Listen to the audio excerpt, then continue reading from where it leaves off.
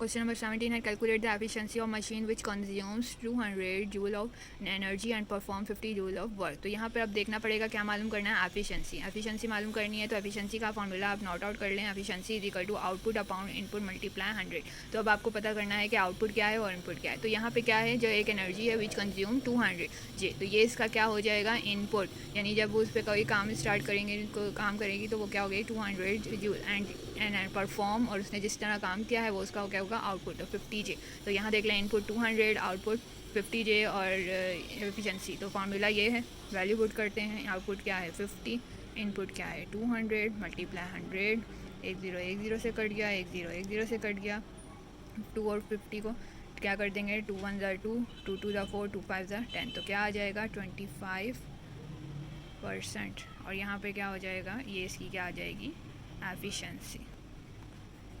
तो easy student चलें, machine is 70% and its output is 100 joule, then calculate its input. तो क्या है हमारे पास आउटपुट क्या है हमारे पास 100 जूल, और इनपुट क्या है हमारे पास मालूम करना है, एफिशिएंसी है 70%। अब ये क्या है 70%, तो यहाँ पर इसको परसेंट ख़त्म करेंगे, 70% किसके होता है डिवाइड 100। तो जब हमें परसेंटेज दी होती है तो क्या करते हैं डिवाइड 100। तो यहाँ पर ये 0 से कट गया, और जब 7 और 10 को आप डिवाइड करोगे तो आपके पास आएगा 0.7। ठीक है, अब यहाँ पर एफिशिएंसी क्या आ गई हमारे पास 0.7, आउटपुट हमारे पास क्या है 100, और इनपुट हमारे पास क्या है मालूम करना है। तो अब यहाँ इनपुट यहाँ डिवाइड और इधर जाके मल्टीप्लाई हो जाएगा, और ये मल्टीप्लाई और इधर जाके डिवाइड हो जाएगा। तो सिंपल हमने क्या करना है, इधर लिखना है इनपुट, और यहाँ आ जाएगा 100 अपॉन 0.7 नीचे आ जाएगा।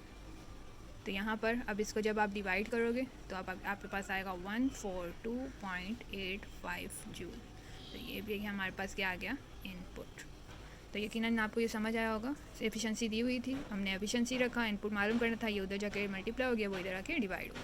चलो नेक्स्ट आज हमारा क्वेश्चन नंबर 20 है, which machine is more efficient, machine A which has an output of 200 J after consuming 400 J of energy, और machine B which has an output 300 J after consuming 450 J of energy. तो यहाँ पे दो मशीनें हैं, machine ए और machine B. तो यहाँ वो बोल रहे हैं कौन सी मशीन ज़्यादा एफिशिएंट है, तो किसकी काम करने की सलाहियत ज़्यादा है।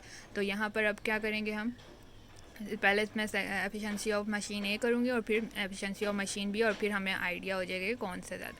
तो यहाँ पे पहले मशीन ए में 200 जूल उन्होंने बता दिया आउटपुट है, और 400 क्या है इनपुट। तो यहाँ पे सिंपल सा फार्मूला डाला है, तो इसको वैल्यू पुट कर देते हैं, 200 अपॉन 400 मल्टीप्लाई 100। तो क्या कर देंगे, 2 से कट गए, 2 1 ज़ा 2, 2 2 ज़ा 4, 2 1 ज़ा 2, 2 5 ज़ा, इसी क्या आ गई 50%।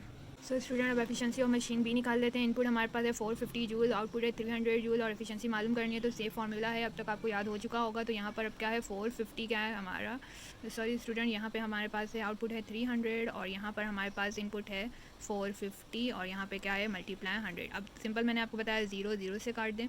अब यहाँ पे क्या बच गया 45, और दोनों किस टेबल में आते हैं 5 में, 5 9 ज़ा 45, 5 6 ज़ा 30, 3 3 ज़ा 9, 3 2 ज़ा 6, और यहाँ पे क्या हो जाएगा, क्या बच जाएगा 200 अपॉन 3, और जब आप इसको डिवाइड करोगे तो आपके पास आ जाएगा 66.67। तो डिवाइड भी मैं आपको करके बता देती हूँ, 3 है और 20 200। तो यहाँ क्या आ जाएगा 3 6 ज़ा क्या आ जाएगा 18, 10 में से 8 गया 2, 0 का उतारा, फिर 20 आ गया, 3 6 ज़ा 18, इसको काट के सर 10 में से 8 गया 2, पॉइंट लगा के 0, 3 6 ज़ा 18, तो ये क्या होगा चलता जाएगा, तो 6.66, और यहाँ पर क्या हो जाएगा राउंड ऑफ करके अब फिर कैलकुलेटर से करेंगे तो आपके पास 66.66 आ जाएगा। तो यकीनन आपको ये समझ आ गया होगा। सो स्टूडेंट क्या हो गया, machine B is more efficient than machine A. तो ठीक है, तो हमें आइडिया हो गया, हमें पता चल गया कि मशीन बी ज़्यादा एफिशिएंट है मशीन ए से। तो चलिए